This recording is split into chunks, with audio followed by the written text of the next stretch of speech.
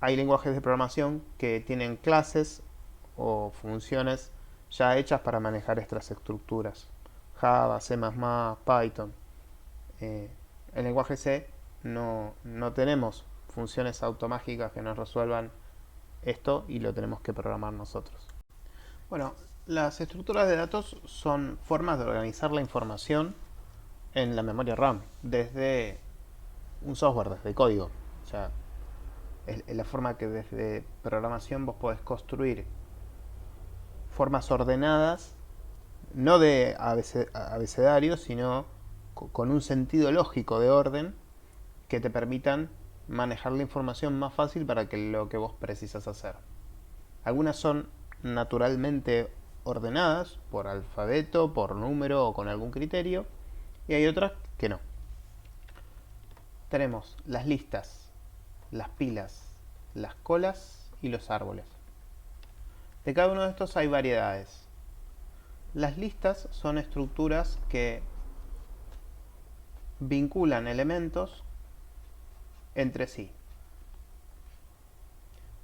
Cada elemento se lo llama nodo y está vinculado con otro nodo de alguna manera. En el caso del lenguaje C, con punteros.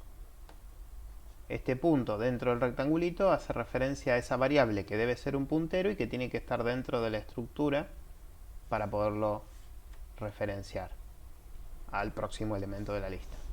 El último elemento que no apunta nada apunta al null y se precisa un puntero inicial para poder apuntar al primer elemento de la lista. Hay listas que son simplemente enlazadas como estas, hay listas que son doblemente enlazadas, entonces hay un puntero que vuelve desde el último elemento hacia el primero. Esto permite guardar bloques de información no contiguos en la memoria RAM y permite desasociar un elemento de esta lista y eliminarlo.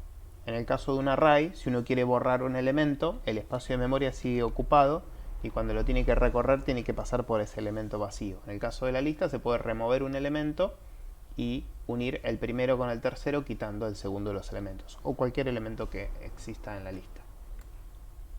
Estas son instrucciones breves a cada uno de estos tipos de estructuras de datos.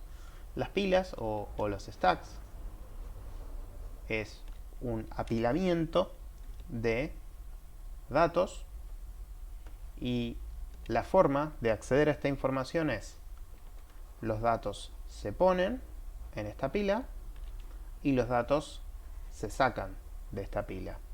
Pero el último dato que se puso es el primer dato que se saca. El último que se ingresó es el primero que sale. Entonces, si la pila está vacía, yo voy a ir guardando elementos y si en algún momento quiero quitar elementos, entonces voy a quitar elementos desde el último ingresado. Y si sigo quitando, voy a quitar los elementos en orden inverso al que los puse. No quiere decir que se quiten físicamente, el dato sigue en la memoria RAM. El mecanismo de pila lo que hace es leer el dato y apuntar al próximo dato o al viejo dato escrito, al previo dato escrito. No significa removerlo en el sentido humano, sino removerlo en esta estructura. Es un dato que ya no se va a poder acceder más si se leyó.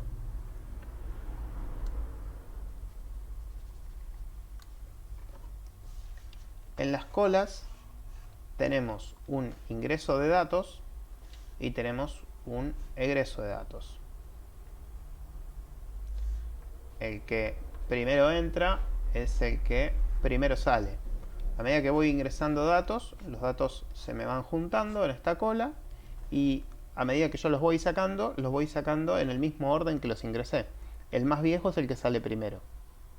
Existen otras variantes de cola, esta es la cola más simple.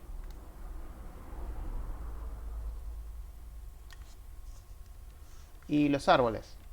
Los árboles permiten, con circulitos. Los árboles permiten organizar la información de forma jerarquizada o ordenada, de acuerdo a cómo estén esos árboles. Hay distintos tipos de árboles.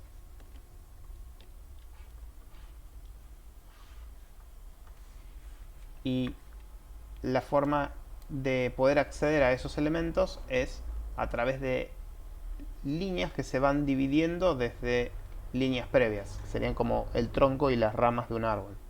Por ejemplo, en los sistemas de archivos nosotros tenemos estructuras de árbol para acceder a la información. En Linux el árbol empieza en la raíz del sistema y luego se dividen en las carpetas que están dentro de la raíz, como por ejemplo barra etc, barra home. Dentro de barra home estarán los usuarios, usuario 1, usuario 2, usuario 3 y así sucesivamente. También existen árboles binarios, hay árboles que permiten ir ordenando la información a medida que va ingresando esta estructura, como para contar la cantidad de elementos de un tipo o de otro tipo. Eh, Cada una de estas variantes o estas estructuras tiene subvariantes cada una. Eh, a continuación les voy a explicar cómo construir algunas de estas estructuras en lenguaje C a medida que pueda ir grabando los distintos videos.